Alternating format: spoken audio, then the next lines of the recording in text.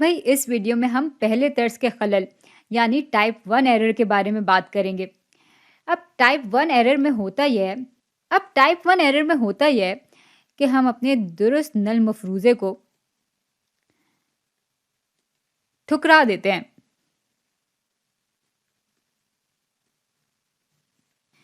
चलें अब ज़रा इसको तफसील से देखते हैं। तो भाई जब भी हम मफरूज़ों के बारे में बात करते हैं तो हम हमेशा सबसे पहले फ़र्ज़ करते हैं कि हमारा जो नल हाइपोथेसिस है वो दुरुस्त ही होगा, वो सच होगा। ऐसा हम सिर्फ फ़र्ज़ कर रहे होते हैं, हमें पक्का इस पे यकीन नहीं होता, लेकिन हम बस फ़र्ज़ कर लेते हैं।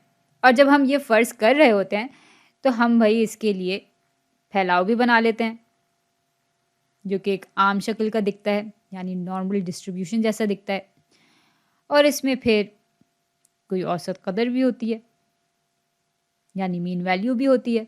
इसके लिए फिर हम आदाद व शुमार भी मालूम कर लेते हैं और फिर हम ये सवाल करते हैं कि अगर तो हमारा ये मफरूज़ा दुरुस्त है और हमारे पास ये मखसूस आदाद व शुमार आ गया है, तो भाई वो आदाद व शुमार पाने का इम्कान क्या है। मिसाल के तौर पे ये मान लेते हैं कि हमें आदाद व शुमार में ये कदर मिली। अच्छा, साथ ही मान लेते हैं कि ये जो पूरा रकबा है वो बराबर है 1% के।